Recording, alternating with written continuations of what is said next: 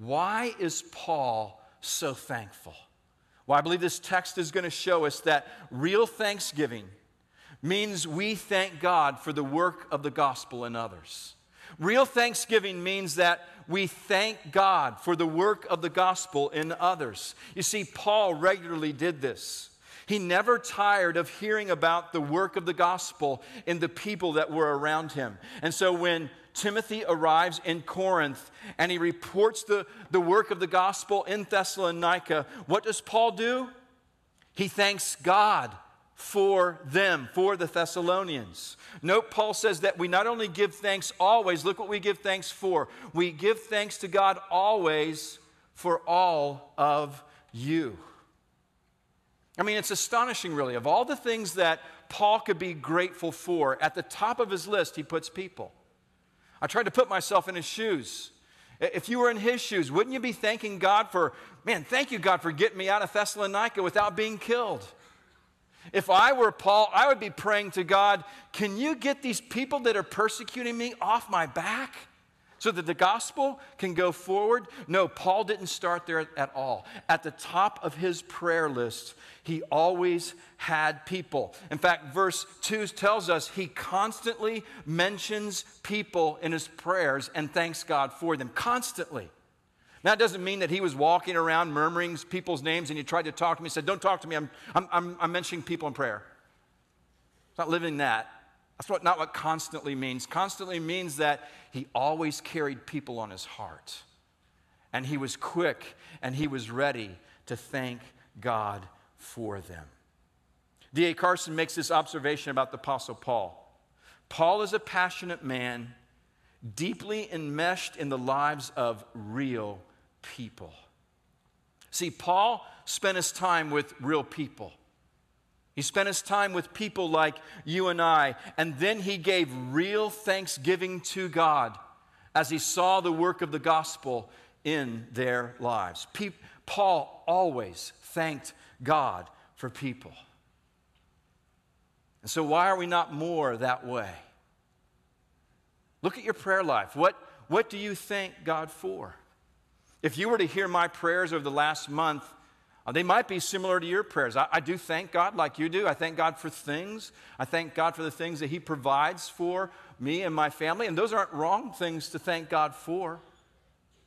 But they're not people at the top of the list. I ask God. Often our prayers are filled with petition where we're asking God for the things that we need. And he commands us to do that. And we should do that. But we shouldn't start there. At the top of our prayer list, we should be consistently thanking God for people.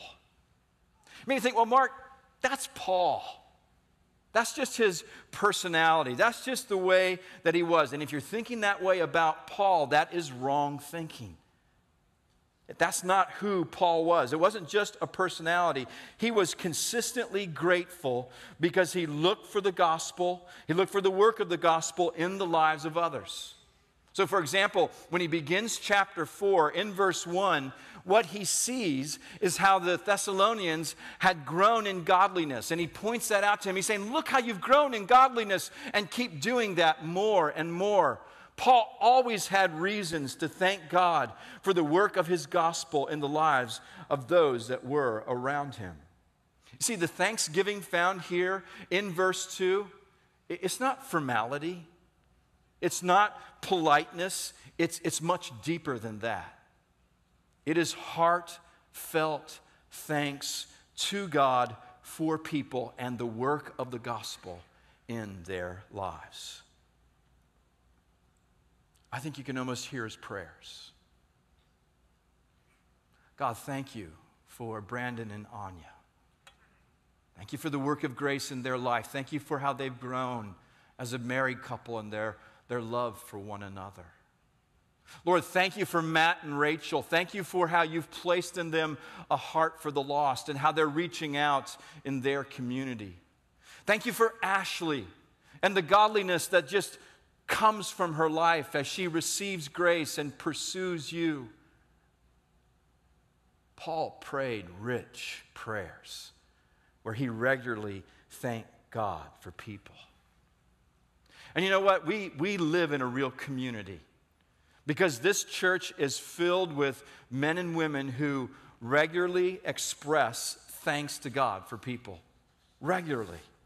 Phil Burkett, who's a single man in our church, emails us consistently, and the content of his email that contains a level of greatness or gratefulness in it is really astounding. In fact, Joel Shorey says this about Phil. He says this: Phil is very near to his Lord and is quick to express his gratefulness for God's work in his own life and God's work in others' lives as well.